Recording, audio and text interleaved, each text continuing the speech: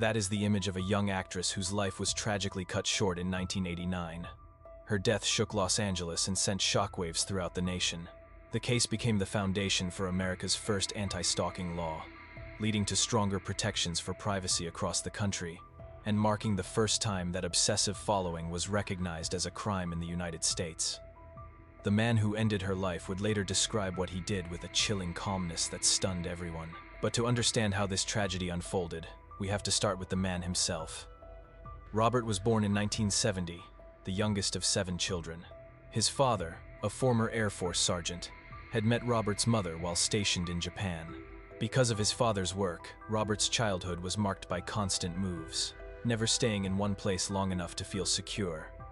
He rarely had the chance to make friends. As the youngest in a large family, he often felt neglected, and at school, he became a target for bullies. In his loneliness and despair, Robert once attempted to end his life in a drastic way. He was hospitalized and placed under the care of Child Protective Services, who later arranged for him to stay with another family. When he returned to his parents' home, Robert was relegated to living in the attic, a place that only deepened his isolation. In 1983, his family finally settled in Tucson, Arizona. Just 2 years later, at the age of 15, Robert was admitted to a psychiatric hospital, where he was diagnosed with bipolar disorder. After only a month, his parents withdrew him from treatment, and soon after, Robert dropped out of high school. He found work as a janitor at a fast food restaurant. Confined to his attic room with little social interaction, television became his only window to the outside world. He developed 2 habits: endlessly watching television and writing letters. Around this time, Robert became fascinated with Samantha Smith, a young actress and child peace activist. Samantha had once written to the Soviet leader and, to the surprise of many, was invited to visit the Soviet Union. Her story captured international media attention. As Samantha's fame grew, she began appearing in movies and participating in political and social causes. Robert became deeply fixated on her. At one point, he even ran away from home in an attempt to meet her, though he was too young and too naive to know where to start. After a few days, he returned home in disappointment. Then, in August 1985, tragedy struck when the plane carrying Samantha crashed, and she lost her life. Shaken by her death, Robert redirected his obsession. This time, his focus turned to another rising star, Rebecca Schaefer. Rebecca was born in 1967 Oregon. Her mother was a college professor, and her father was a psychologist. She was their only child. From a young age, Rebecca showed a passion for theater and the performing arts. With her natural beauty and talent, she quickly appeared in commercials and advertisements for department stores. By 1984, at just 17, Rebecca realized that her hometown was too small for the career she dreamed of. Determined to pursue acting seriously, she moved to New York City on her own, chasing the dream of Hollywood. She worked tirelessly, picking up small roles in television and film. After 2 years of persistence, her efforts began to pay off, as opportunities slowly but surely opened up for her. Hollywood has never been short of fresh young faces, and as time went on, the opportunities for Rebecca began to slow down. To support herself, she took a part-time job at a local cafe. Then, one day in 1986, after finishing her shift, Rebecca came home and found a small note slipped under her door. The note explained that a sitcom was in development, and coincidentally, after reviewing her audition tape, the director felt her look and her presence were perfect for the role of the younger sister to the lead character. He invited her to audition if she was interested. That sitcom was My Sister Sam. Rebecca seized the rare opportunity. With her striking beauty, radiant smile, and natural acting talent, she quickly became the breakout star of the show at just 19 years old. The success brought her widespread praise and attention from the public.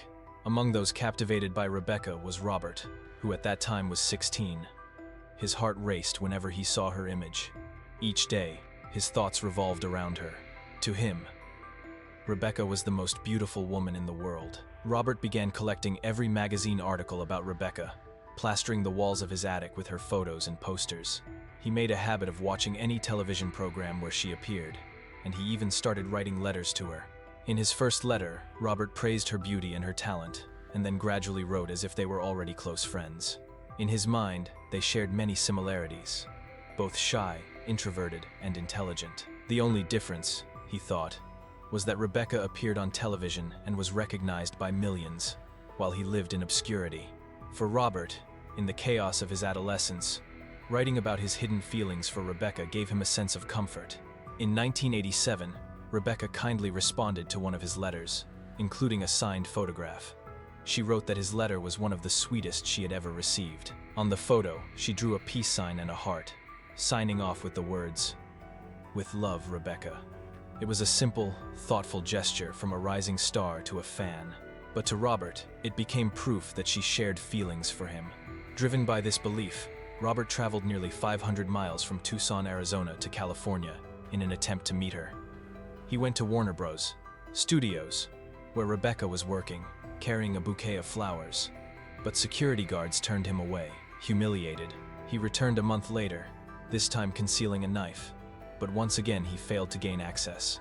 For a while, it seemed as if Robert's obsession had faded. He shifted his attention to young pop stars. Meanwhile, My Sister Sam was cancelled, and Rebecca continued her career, appearing in films such as Scenes from the Class Struggle in Beverly Hills. By 1989, however, Robert's fixation reignited. He saw Rebecca in a movie role where she appeared in an intimate scene with a male actor. Overcome with jealousy, he convinced himself that she had somehow lost her purity. In his distorted view, he believed she had crossed a moral line, and in his mind, she had to be punished for it. Back at home, Robert couldn't sleep. Restless and unstable, he scribbled a letter filled with resentment, accusing Rebecca of having lost her purity. When he received no reply, his obsession spiraled into a plan. He knew he couldn't reach her on a film set, so he decided to go directly to her home. In July of 1989, Robert paid a private investigator in Tucson, Arizona, $250 to obtain Rebecca's birth date and home address.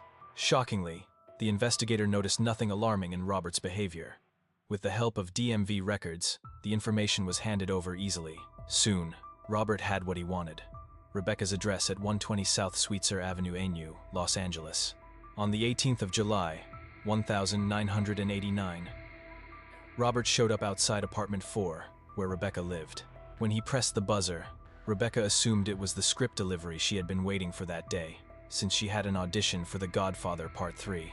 The building's intercom system was broken, so she walked downstairs to open the door. Standing there was Robert, holding a stack of letters and photographs he had previously received from her. He introduced himself as her most devoted fan. Rebecca, still gracious despite being caught off guard, thanked him but politely explained she was busy and couldn't talk. She ended the brief exchange with a smile before closing the door and heading back upstairs. Robert lingered outside for a moment before wandering to a nearby restaurant, where he sat down for breakfast, replaying the encounter in his mind. An hour later, Robert returned. This time he carried another letter and a CD he claimed to have forgotten earlier. Once again, he rang the buzzer. Because the intercom was still broken, Rebecca couldn't know who was at the door. Believing it was the script delivery, she went downstairs to open it again. But when she saw Robert for the second time, her patience wore thin. She told him she was very busy and didn't want to waste any more time. At that moment, Robert lost control. He pulled out a .357 revolver from under his jacket, aimed it at Rebecca, and fired twice. Her last word was a simple, heartbreaking question: why? Around 11 a.m., neighbors heard the gunshots and a scream. They rushed out to find Rebecca collapsed at her front door, wearing only a light robe. She was still conscious for a brief moment, but fading fast. A neighbor tried to check her pulse but could not detect one. Rebecca was rushed to the hospital, but within 30 minutes, she passed away from her injuries.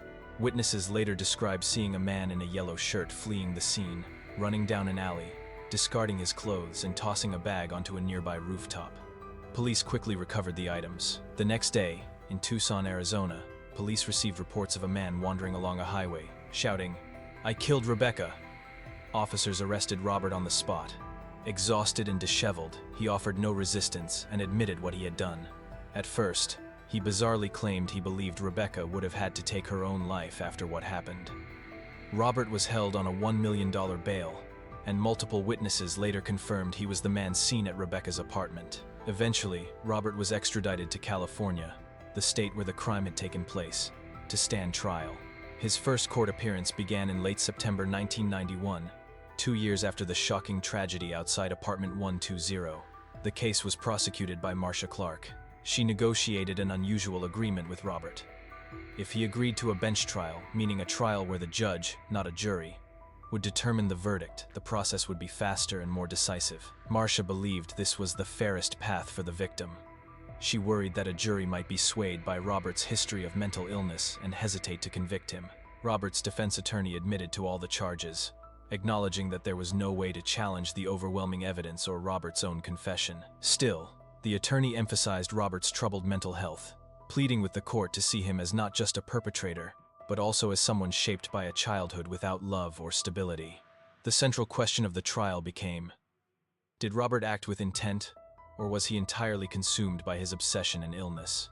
On the 29th of October, 1991, just 1 month after the trial began, Robert was sentenced to life in prison without the possibility of parole. Rebecca Schaefer's sudden and senseless death sounded an alarm throughout Hollywood and beyond about the dangers of privacy violations.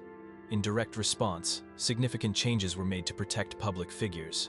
In 1990, California passed the first anti-stalking law in the United States, officially recognizing stalking as a criminal offense. Soon after, laws were enacted to restrict public access to home addresses through DMV records. The Los Angeles Police Department even created a special unit dedicated to handling cases involving obsessive fans. Other states followed, passing similar anti-stalking laws.